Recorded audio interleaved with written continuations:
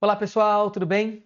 Sejam bem-vindos mais uma vez ao No Ponto para um Ponto, programa aqui no nosso canal do YouTube. E nesse encontro de hoje a gente vai seguir olhando para a prova de História do Brasil, TPS de História do Brasil, do concurso de admissão à carreira diplomática de 2024. Depois da vinheta, a gente volta para comentar essa questão.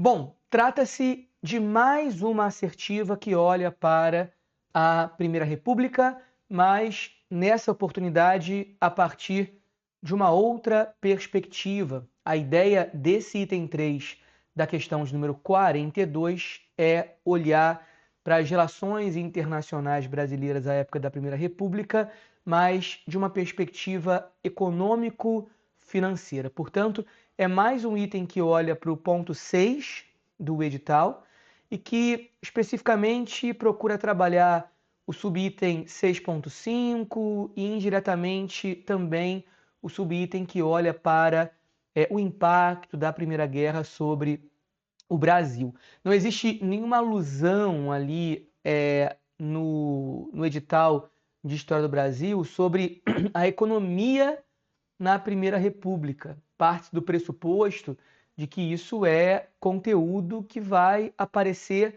na prova de economia, porque em economia se fala especificamente sobre uma história econômica do Brasil. No entanto, o edital do CACD ele deixa ali vários vazios, várias lacunas, que eu sempre gosto de frisar isso, deixou muito evidente que a mera leitura do edital não é suficiente para que vocês estejam 100% preparados para a prova. Uma preparação eficaz para o CACD, ela precisa ser capaz de ler as entrelinhas do edital, alguns módulos, alguns macrotemas que estão implícitos ali nesse edital.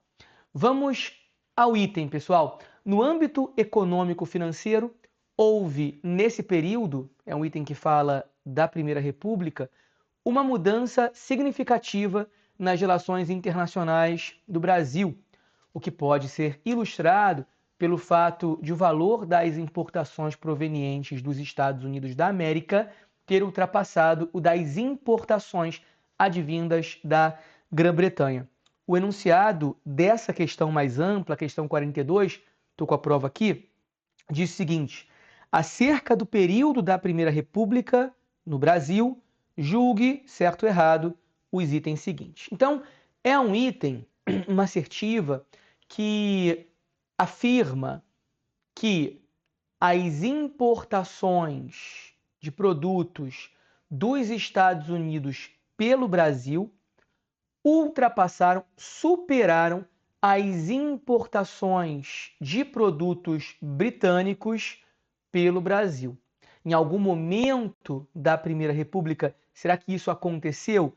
A resposta é sim, isso aconteceu. E o grande ponto de inflexão no que concerne às relações entre a Grã-Bretanha e o Brasil, né?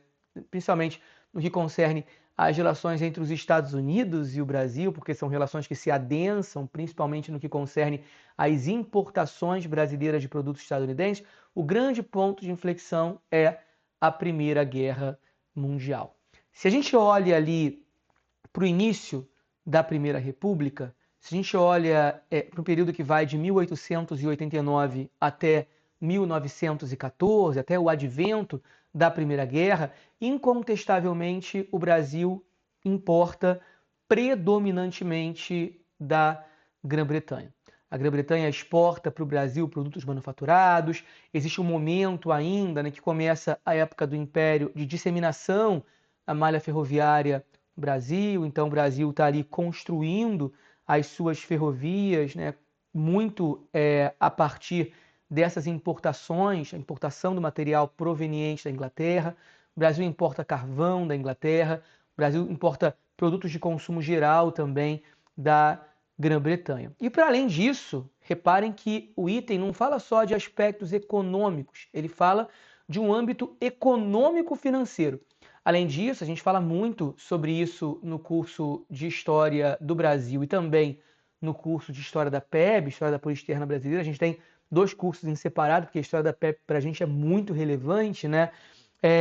Uma coisa que a gente fala muito é que os Estados Unidos, né, que no contexto das relações entre Brasil e Inglaterra, houve alguns momentos chave em que o Brasil precisou contar com o financiamento britânico no início da Primeira República. O momento mais importante nesse sentido, mais emblemático, é o Funding Loan ali tomado pelo Brasil junto a bancos ingleses no começo do século XX. Então, esses funding loans da Primeira República marcam ainda nesse contexto inaugural, nesses primeiros anos da Primeira República, a Grã-Bretanha como a principal credora do Brasil.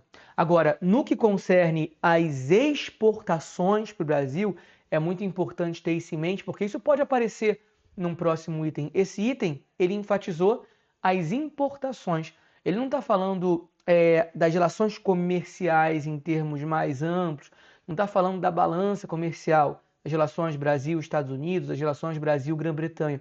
É um item que fala das importações de produtos desses países pelo Brasil. No que concerne às exportações, o Brasil exporta predominantemente para os Estados Unidos. Os Estados Unidos é principal importador de produtos brasileiros e principalmente do café. A principal exportação do Brasil é café e os Estados Unidos são incontestavelmente os principais compradores do café brasileiro. Para vocês terem uma ideia, meados ali, no iniciozinho da década de 1910, né, em 1912, os Estados Unidos importam 42%. A economia dos Estados Unidos absorve cerca de 42% de todo o café exportado pelo Brasil. Então é importante que exista essa diferenciação de vocês, candidatos, quando olhando para o intercâmbio comercial do Brasil com Estados Unidos e Inglaterra. No início da Primeira República, o Brasil importa predominantemente da Inglaterra e exporta predominantemente para os Estados Unidos. Como eu disse, e é isso que está aqui na tela, a Primeira Guerra Mundial é o ponto de inflexão no que diz respeito às importações brasileiras de produtos desses países.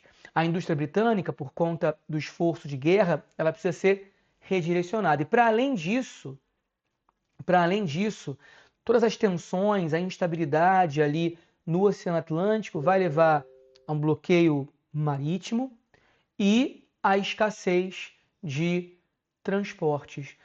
Os países europeus vão ter uma dificuldade muito grande de abastecer o Brasil. Tanto a Grã-Bretanha, que é objeto desse vídeo de hoje, mas também outros países europeus que tinham um bom relacionamento comercial com o Brasil, como é o caso, por exemplo, da Alemanha, que vai ter um relacionamento ainda mais pertinente no período entre guerras, no pós-Primeira Guerra Mundial, na década de 30. E em meio à Primeira Guerra Mundial, qual é a vantagem dos Estados Unidos que permite essa inflexão nas relações com o Brasil? Os Estados Unidos não participam diretamente da Primeira Guerra Mundial quando o conflito eclode. Os Estados Unidos mantêm a sua neutralidade ali até 1917, no primeiro conflito mundial, e aproveitam essa condição para se beneficiar das vantagens geográficas, claro. É um país que não precisa cruzar o Atlântico para comercializar com o Brasil, e as vantagens industriais. Olha, todas as indústrias europeias estão voltadas para o esforço de guerra. A indústria dos Estados Unidos pode crescer porque tem um mercado consumidor carente de produtos industrializados no continente americano. Então a economia dos Estados Unidos nesse período vai ocupar muito rapidamente esse vazio industrial deixado pelos países europeus. Eu trouxe alguns números para vocês, justamente para que vocês consigam identificar o momento em que essa inflexão acontece. Reparem o que o item fala. O que pode ser ilustrado pelo fato de o valor das importações provenientes dos Estados Unidos da América ter ultrapassado o das importações advindas da Grã-Bretanha. Quando isso acontece? Isso acontece, como vocês podem ver aqui, no ano de 1915. Em 1913, o Brasil importa da Inglaterra, esses valores estão em libras, 16,4 milhões de libras. Em 1914, com o advento da guerra, esse valor cai basicamente pela metade, já são um pouco mais de 8 milhões de libras. Em 1915, o número que está na tela, 6,6 milhões de libras em produtos são importados pelo Brasil da Grã-Bretanha. E no caso dos Estados Unidos, o Brasil importa dos Estados Unidos em 1913 10,5 milhões de libras. 1914, o impacto da guerra, né, também vai diminuir essas importações brasileiras, 6,2 milhões de libras, ou seja, em 1914 o Brasil importa mais da Grã-Bretanha do que dos Estados Unidos, mas no ano de 1915 o Brasil importa dos Estados Unidos 9,5 milhões de libras. E esse número só vai aumentando. 1916, mais de 15 milhões de libras, quase 16 milhões. E em 1917, esse número bastante superior quando em comparação com as importações provenientes da Grã-Bretanha. O Brasil importa mais de 20 milhões em produtos dos Estados Unidos. Ou seja, o que a gente pode inferir a partir desses números, o grande ponto de inflexão no que diz respeito às importações brasileiras é o ano de 1915.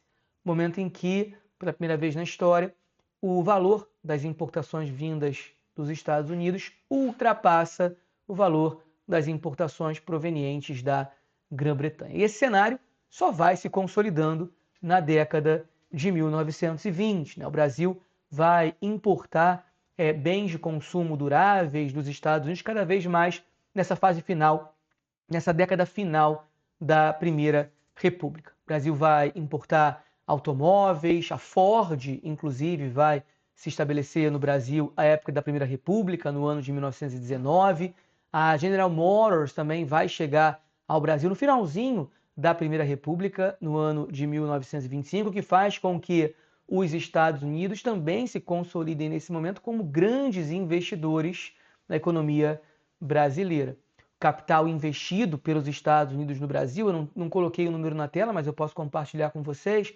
Capital investido pelos Estados Unidos no Brasil em 1913, às vésperas da Primeira Guerra Mundial, era muito inferior ao capital britânico investido por aqui, né, a atuação dos credores britânicos. Os Estados Unidos investiram no Brasil aproximadamente 50 milhões de dólares no ano de 1913, e às vésperas da crise de 29, esse valor, né, a quantidade de dólares investidos aqui no Brasil aumenta em 9 vezes, pelo menos. Né? São mais de 470 milhões de dólares investidos por aqui em 1929. Muitos desses empréstimos são direcionados à prospecção de petróleo, à modernização, né, ao estabelecimento de fábricas de automóveis aqui no Brasil, investimento em eletricidade, investimento em bens de consumo duráveis. Então, os Estados Unidos não só se consolidam como grandes exportadores para o Brasil, né, mas é um cenário que, volto a dizer, se consolida na década de 20, mas os Estados Unidos também se consolidam como principais credores, né, em detrimento da Inglaterra. Então, no encontro de hoje, a gente aproveitou esse item para destrinchar alguns aspectos de economia internacional, né, a relação do Brasil com a Inglaterra e com os Estados Unidos. Queria aproveitar para falar um pouquinho sobre esse QR Code que está aqui embaixo. Alguns alunos meus perguntaram, né, o que é esse QR Code, o que ele está fazendo na tela do YouTube. Bom, esse QR Code ele não é para os alunos do ZG, para aqueles que são nossos assinantes do percurso. Ele serve justamente para que aquelas pessoas que ainda não conhecem o trabalho do ZG, não conhecem o nosso programa de preparação para o concurso de admissão à carreira diplomática, tenham a oportunidade de conhecer o percurso, nosso plano de assinatura. Se você colocar o seu celular aí no QR Code, ele vai levar você diretamente para a nossa página e ali você vai conseguir entender tudo aquilo que a gente pode agregar à sua preparação, ok? por favor, sintam-se à vontade para visitar a nossa página, visitar o site do ZG. E se você acha que esse conteúdo é pertinente, faz a diferença na preparação, fica um outro convite, por favor, não deixem de curtir os nossos vídeos, de compartilhar os nossos vídeos, para que essa mensagem chegue a outros CACDistas. Da mesma forma, não deixem de seguir o nosso canal. Quanto mais a gente se fortalecer aqui, mais conteúdo a gente vai compartilhar com vocês, candidatos. A ideia, como eu já falei em outros vídeos, é que o nosso canal no YouTube proporcione aos CACDistas uma experiência complementar no que diz respeito à produção de repertório para o CACD. Claro, o percurso ele tem lá todo o conteúdo que a gente julga relevante, pertinente, incontornável para que vocês consigam passar na prova, e o canal do ZG no YouTube serve como um laboratório através do qual a gente instrumentaliza o estudo das disciplinas, traz conteúdo mais denso, mais profundo também, para que vocês possam ter um rendimento ainda melhor, performar ainda mais nas próximas provas. Eu fico por aqui por hora, mas volto numa próxima oportunidade. Tchau, tchau!